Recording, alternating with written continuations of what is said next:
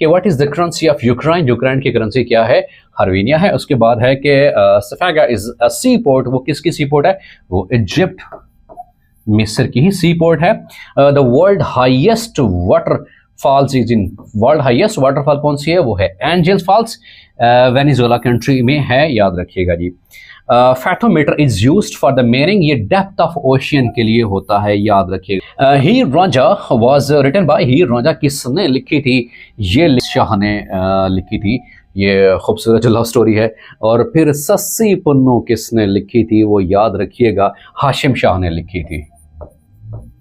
सस्सी पुन्नू ये किसने लिखी थी, ये हाशिम शाह ने लिखी थी, याद रखिएगा जी,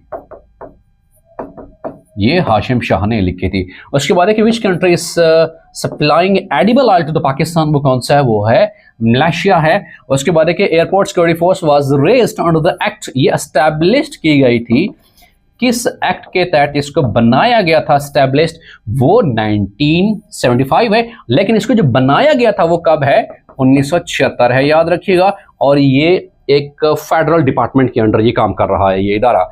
असल में जब इसको बनाया गया था तो इसका एक्ट कौन सा था, वो था 1975 का एक्ट था। और उसके बाद इसकी एस्टैब्लिशमेंट होती कब है, वो 1976 में होती है, लेकिन किस एक्ट के तहत ये एस्टैब्लिश की जाती है, बनाई जाती है, 1975 का जो एक्ट होता है। उसके बाद है कि Abdul Salam was the first Pakistani awarded with the Nobel prize jointly with, अब अब्दुल सलाम साहब ने, याद रखिएगा, 1979 में नोबेल प्राइज इनको दिया गया था, डॉक्टर अब्दुल सलाम साहब को।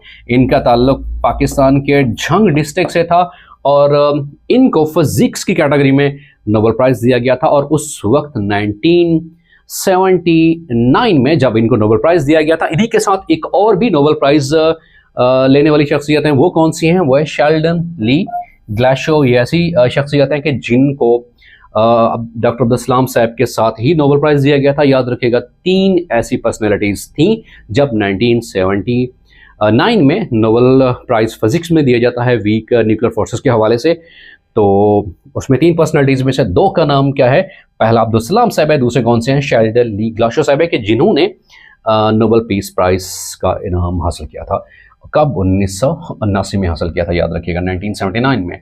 अब अगले सवाल की तरफ बढ़ते हैं कि अगला सवाल कौन सा है, कि Kohala waterfall is located in, वो बाग में वाक़ है। खालिद is called as the midnight sun, वो किसे कहा जाता है, वो नॉर्वे को कहा जाता है। And the land of rising sun किसे कहते हैं, ये भी मोस्ट रिपीटेड क्वेश्चन है। Land of